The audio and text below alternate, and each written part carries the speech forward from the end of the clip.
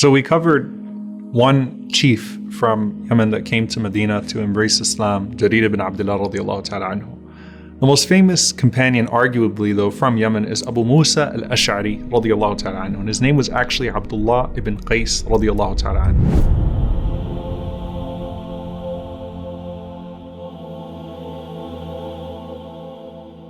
This was a man who came to the Prophet ﷺ early on, before Am al-Wufud, before the year of the delegation, to embrace Islam, and went back to his people and brought a bunch of them back to Medina with him.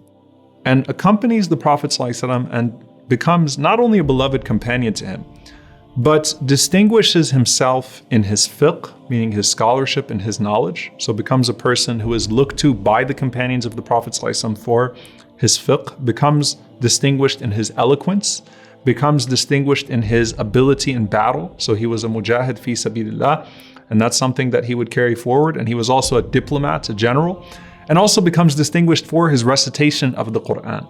The Prophet ﷺ praised the recitation of Abu Musa radiallahu ta'ala anhu in many different ways, said to him, he has been given the Zabur of Dawood alayhi salam. So he is someone who the Prophet ﷺ loves deeply and who excels in recitation, excels in remembrance, and excels in knowledge, and in so many different ways. The story of Abu Musa radiallahu ta'ala anhu, though, when it comes to an angel, is a story that he narrates about himself and a group of companions. And he says that we were traveling by sea, and they were clearly out in jihad fi sabilillah. So this was for the sake of battle. And as the ship was sailing, it was going fast towards its destination. And he said, suddenly there was a voice that was heard by all of us. And the voice said, Ya ahl as-safina, O people of the ship, قفوا أخبركم بقضاء قضاه الله على نفسه. Stop and let me tell you of a judgment that Allah subhanahu wa ta'ala, or a decree that Allah subhanahu wa ta'ala has placed on himself. So he said, I looked to the right, I looked to the left, I did not find anyone, and the voice repeated the exact same thing consecutively 7 times. So subhanAllah, imagine the people on the ship are like, where is this voice coming from? That let me tell you of a decree that Allah subhanahu wa ta'ala has decreed. So he said, finally, when I looked around and I couldn't find where the voice was coming from, I called out and I said, Man ant? Aina ant? Who are you? Where are you? And he said, the answer came, Inna Allah qada ala nafsihi innahu man ta'attasha lillahi fi yawmin har saqahu Allahu yawm al-atash.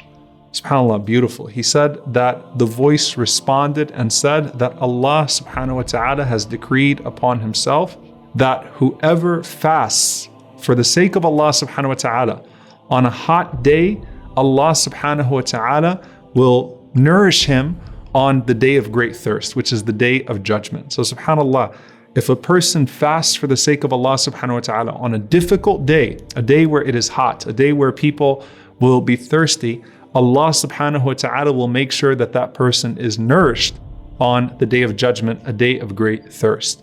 Abu Musa radiallahu ta'ala anhu said, ever since the day that that angel shouted that, I never missed fasting on a hot day.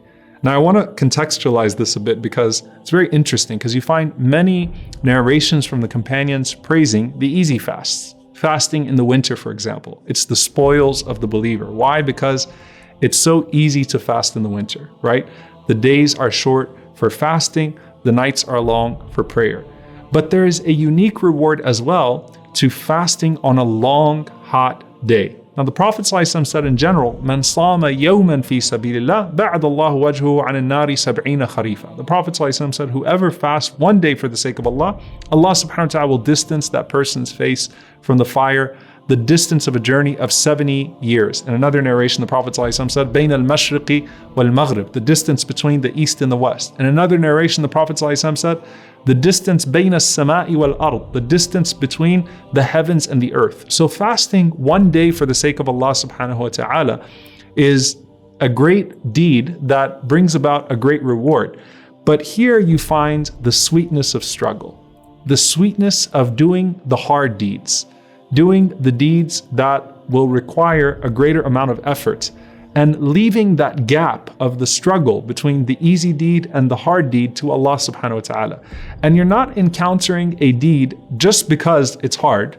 You're not encountering a deed because you think that, there should be unnecessary difficulty that's placed upon yourself. But you are consistently acting upon deeds even when there will be difficulty because of the circumstances. And that is the blessing of fasting on a long, hot day.